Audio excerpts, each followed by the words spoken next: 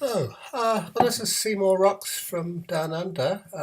Pam and I have just come back from our annual trip up the Hutt River to check on the conditions, and it's been pretty amazing because I read, a lot of the graphs and things which the council produce are pretty meaningless. You can't compare one thing with another, but they did have the absolute value, uh, the the flow rate for this day last year and for today.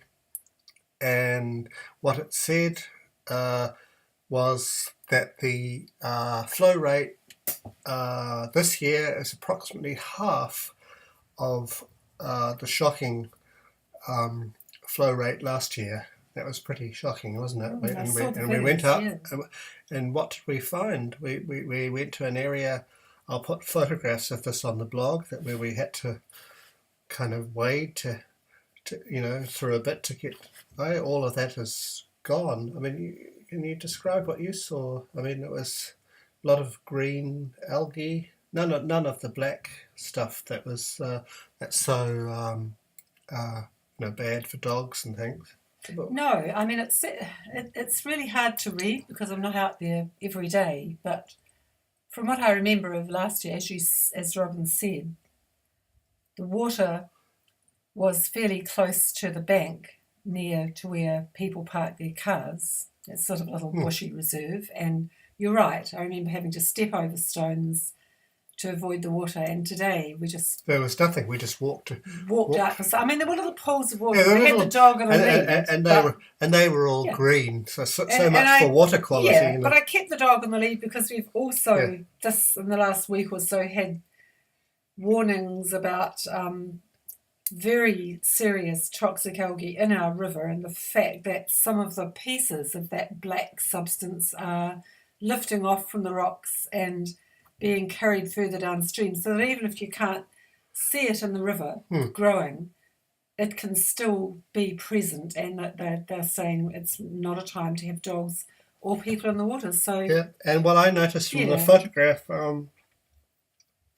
that you took, so you went onto the bridge and took yeah. the picture from the same position that you did last year, and it wasn't the extent of the river so much, but you could just see that it was so much shallower. You could see through to the bottom and stuff. And then the other thing that I think struck us both was dead flax bushes and things, and then the leaves on the ground. So we were wondering. I mean, in the case of the flax, whether it might have been poisoned, but it could also be because of stress, because the water table is lower, which is sort of conclusion that I'm coming to. And then the leaf fall.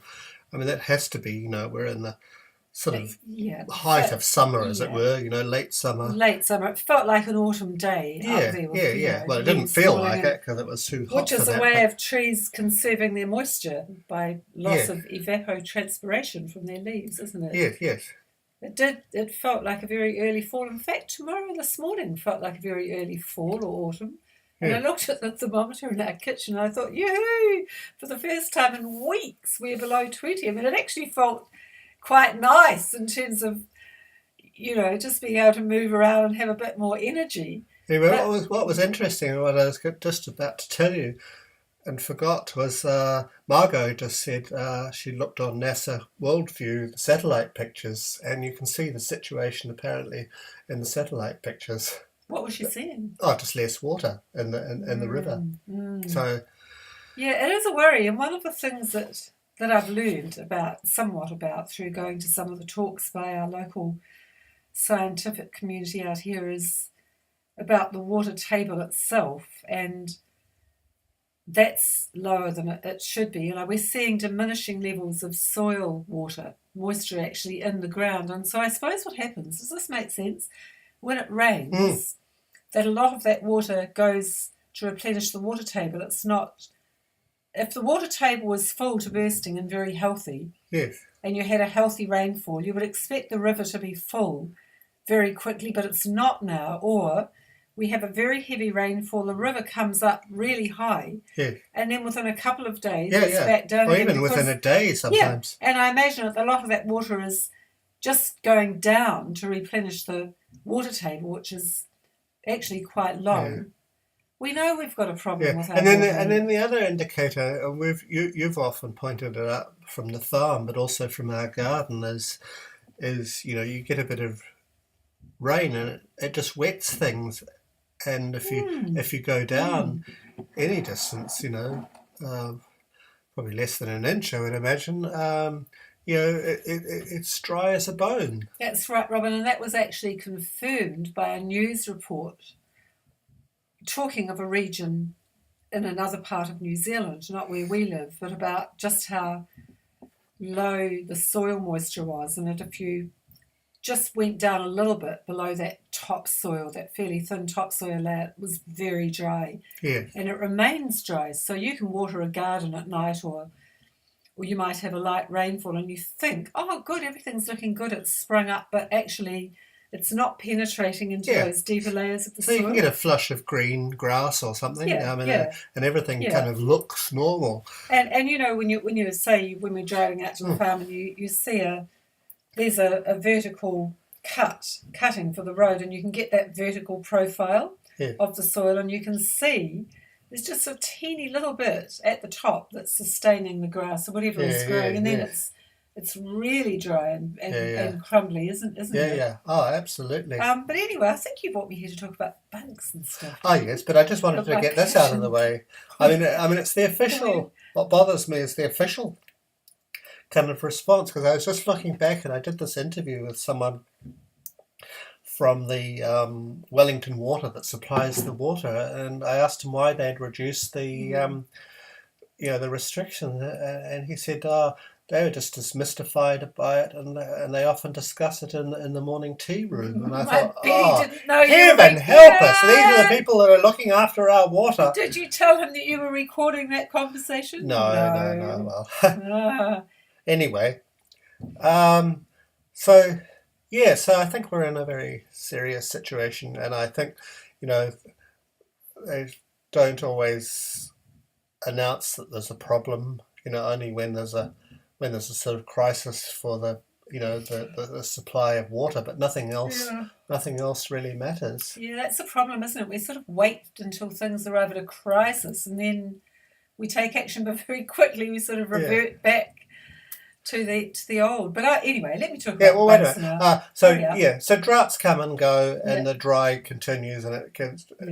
I think it's getting drier. Anyway, you had some very important things about pollination and to make, and it was only after years of working for the government in a conservation role, that I actually learned through talking to an ecologist who was a colleague in the Department of Conservation about ecological processes, that I kind of I realised certain things were as they were. Like a lot of conservationists, I think I'd focused on specific species that interested me or that were kind of iconic. So we're all aware of what might be happening to yellow-eyed penguin, or sea lions, or rare birds. But then, I just remember this particular conversation, and subsequently doing some work with New Zealand's very own wonderful bugman, Rod Kleinpaster, who's a wonderful science communicator, and insects is his thing, that I learnt about the incredible intricacy of this web of life, as we call it. And one of the processes that the ecologist that I talked to all those years ago talked about was pollination. Now, I, like many people, like to eat honey. And when I look at bees buzzing around, especially honeybees, the association in my mind would have been, oh, good, honey, lovely. And, they live in beehives. For a start, I learned from him that there are lots and lots of species of bees in New Zealand, and that the honey producers were actually brought here to do a specific role. They weren't the ones that were here before people came here, or when the Europeans came. and that we've got these tiny little bees that are the only ones, the introduced bees are too big to fit into our native flowers. But that why they really are important is, of course, because they are pollinators. Yeah. And in other words, the reproduction of a plant's ability to reproduce itself and to continue to thrive, to live, relies on the reproduction, the pollen being moved from one plant or one flower on a plant to the next. So it may seem so obvious, but I honestly had always thought that bees were all about getting nectar from honey and making it available for humans. And then I sort of realised, well, actually, the nectar is the mechanism that nature gives that plant, which, in order to attract not just bees, various organisms that will pollinate it. Now in New Zealand, pre-European, and to some extent today, those pollinators might have been bees, moths, butterflies, the honey-eater birds, bats. Bats, that's right. Yep, bats, and what? Short and long-tailed. Else you mentioned moths. I mean, moths. When was the last time we saw a moth? I see them, but not a lot. But and that you've got day pollinators, night pollinators, and some of our plants, in order to attract pollinators, have the most terrible stink. But you think, what's that? But it's actually because that's attractive to the particular organism. Yeah. But I mean, the main thing about all of this is not the detail of which plant, which insect, is the fact that if there weren't the right species to fit those flowers to pollinate them, eventually the plant will cease to exist. And that is the case, I understand, with some of our most magnificent native trees. Like there's one tree, this is not a pollination function, but I think it's the wood pigeon digests the fruit of one of the big trees. Is it the puriri? I have to check it. But anyway, and it's that bird in particular that then passes that seed through its digestive system, and that seed can then germinate into the next.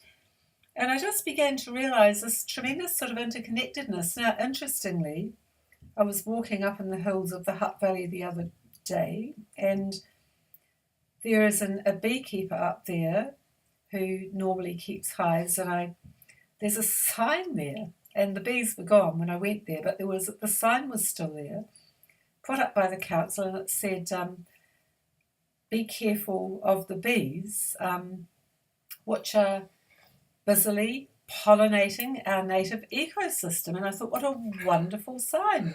I don't think I've ever seen such a sign. No. Anyway, that's very nice. But I think the point is that we all know about bees as pollinators, but there's so many other